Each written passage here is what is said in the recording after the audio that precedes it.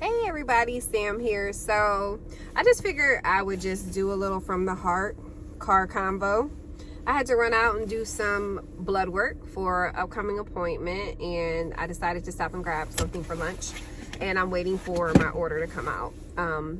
So I just wanted to touch bases on That's what I was trying to say. ADHD diagnosis. I have for a very long time been diagnosed with anxiety and depression. I can honestly say that I probably first started experiencing depression when I was in my early teens, preteens, middle school age. I didn't know what it was. I didn't understand it, but later learned that that was depression and anxiety.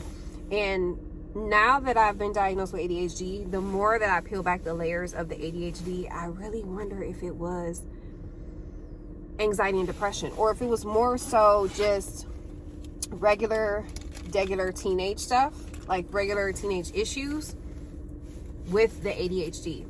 Because a lot of people have no clue, myself included, until this recent journey, that ADHD is so much more than just a hyper kid. You know, you hear about ADHD and you instantly think about the class clown, the boy bouncing off the walls. Like, I thought it was just something that was a behavioral issue more than what it actually is. It's really actually like a mental issue. Like, brain function does not function as brain should. I don't want to say it's a learning disability, because it's not, but to like make it a simplified explanation, like, it's something that you cannot control. Like, if you were to have hearing loss or eyesight loss or a learning disability, stuttering, dyslexic, like, you can't just, don't do that. Don't ADHD anymore. Like, it doesn't work like that. You don't grow out of it. A lot of people, they start with their issues in their youth. Their issues continue, and their issues do not get better. For some of us, you present completely different, and what you think is your quirky personality is actually just sign after sign after sign after sign of ADHD. I did not realize that people's brains did not function the way that my brain functions until I started kind of like speaking more in detail with people and saying, hey, don't you think like this, or your mind doesn't think like that. And that's when I realized, oh, that's different, but still just thought it was my quirky personality. Didn't put too much thought into it. It was this summer when I hit a point of burnout almost at work. I just felt like the pot had boiled over. I felt like I couldn't remember anything. I felt very off, like something was wrong, but not in the same sense that I would normally feel when I'm experiencing anxiety or depression. That is a different feeling. That's like a sadness. That's like a down. That's like a workup of emotions. Like, that's like, I'm really worried. I'm concerned. It was none of that. That was not what I was experiencing. That was not what I was feeling. This was a very confusing, I don't understand why things are the way they are, because I'm happy, I'm in a good space, I'm in a good place mentally, I'm not worked up, I'm not stressed out in the sense of what would bring on those other, flare-ups of the depression and the anxiety. What is going on? What is this? And I said a prayer and I said, I just really need to try and figure out what's going on. I need to put some systems in place. Like, maybe if I put systems in place, things will work better for me, and I'll relieve some of this feeling, because I didn't even know how to describe the feeling. It was bizarre, because this is the first time that I feel like I've actually felt like this. And I kid you not, within 2 days on YouTube, a suggested video came up about how women are underdiagnosed or undiagnosed with ADHD. And I just said, oh, well, let me click on this, because I love to click on and watch a million different things on YouTube. I watch YouTube how people watch TV. And when I clicked on the story, I'm watching and I'm listening, and I just started crying. because I have a hard time explaining or trying to express what I'm feeling or what I'm going through or what I'm trying to describe. I'm not that good at it. And it was like dead on, spot on. Yes. Somebody would make a statement. I say, oh my goodness, yes. Somebody say something else. That's what I'm feeling. That's how I'm feeling. So they featured a lady on TikTok. And I went and I found her page and I started watching her videos. And I kid you not, it was like a checklist. A checklist. All these quirky little funny things, you know, like literally for my 40th birthday, when I made my TikTok, I named it Sam Squirrel Hawk, because my friends were joking about how I just am like, and they're like, Sam's like, oh yeah, you see the squirrel? Oh, hawk. You know, like it was a joke.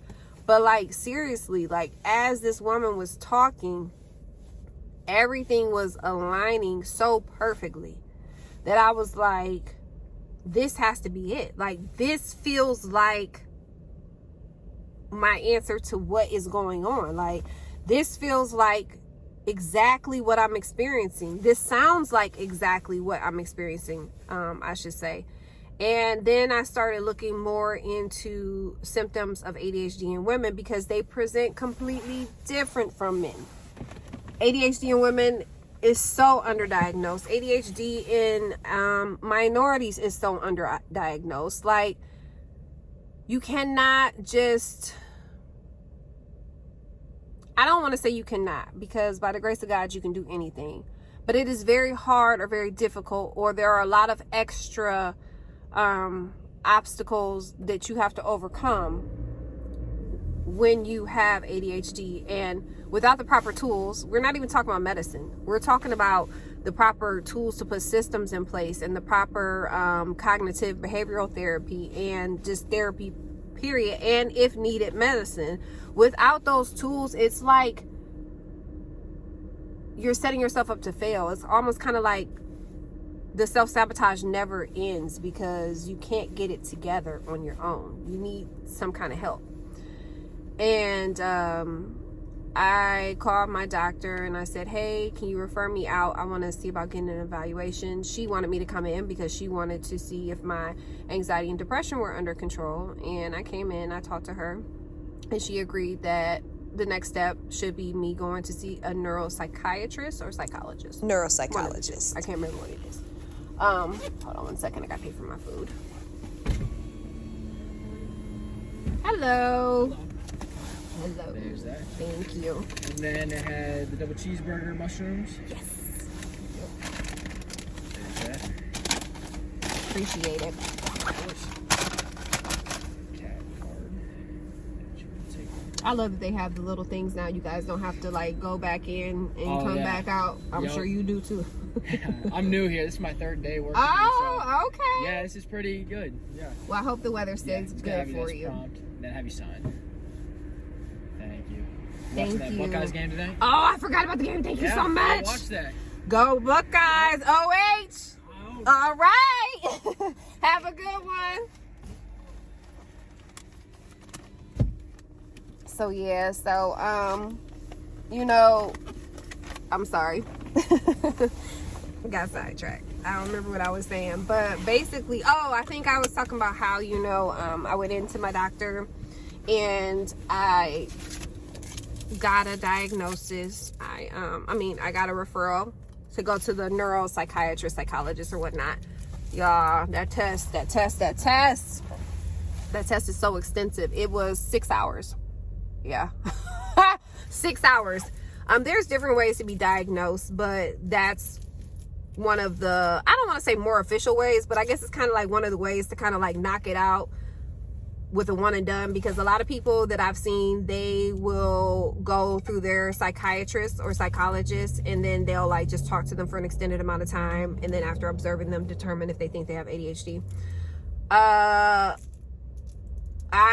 don't know if there's other tests. I'm not that well versed in the testing world of ADHD, but the one that I took is one that I've seen people talk about before, and the test can take between 4 and 6 hours. So you come in, you talk to the neuropsychiatrist, psychologist. They talk to you very briefly about some things like in your childhood, because you have signs that presented in your childhood whether you knew it or not, and we'll talk about that in another video. But basically I went in, I did that conversation with him, and then I went and worked with another team member, and we did a bunch of testing. So like I feel like I'm staring at my camera the wrong place this whole time. I guess when I go back and watch it, we'll find out.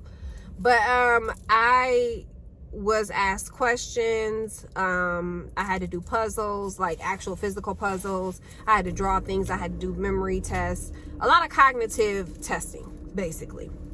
And then I had to do a questionnaire. And the questions, you have 4 answers. Like, I can't remember exactly how it was worded, but like, absolutely no, kind of, yes, all the time. Like, let's just say it's like that.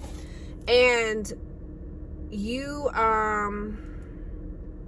had 300, and I'll have to look at the picture because I took a picture, I think, of how many total was 347 questions or something. And he in the beginning was like, please just be very truthful, be very honest, you know, because if you aren't, it's going to just be a waste of your time and mine, because it's going to flag that it's not, it doesn't seem right. Like, it's going to flag inconclusive, and you're still not going to find out what's going on.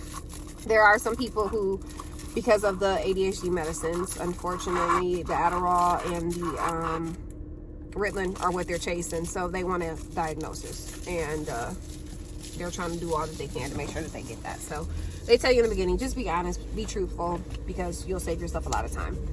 And root beer milkshake from Swenson's is fire. Everything. But basically, that is what I did. And then I did my test on a Thursday. That Monday I went back for my results, and that's when he confirmed that I have ADHD of the combination type. So we'll go into that a little bit further, but At a later time, that is. yeah, while I was waiting for my food, I figured I'd just do a little chitty chat, and that's what I did. So now I'm gonna go home and enjoy my double cheeseburger, fried mushrooms, and root beer milkshake. All right, I'll be back soon with another tidbit of random information, or no, I'll be back with my budget. I need to go home and work on my budget. This was a pay week. We're gonna go home and work on that budget. We're gonna get that video posted. So I'll be back with a budget video soon. All right, talk to you guys later. Bye. We are all done. It's like 1:38. We started at 8, so almost a full 6 hours. The last portion was like this questionnaire that you had to do, and there was 344 questions. So that was kind of at your own speed. Everything else was timed and, you know, walked through with a staff member. But that part probably could have been a little bit faster, but I took my time reading the questions and answering them, because if you missed one, you have to come back and do the whole questionnaire or the whole test over. And I did not want no parts of that. Plus, I did not want to delay my evaluation. Like, they were going to tell me on Monday, so it's Thursday. Monday I come in, I have another appointment with them, and I will already know what happened or what they diagnosed me with. So, or if I have a diagnosis at all, I might not have nothing.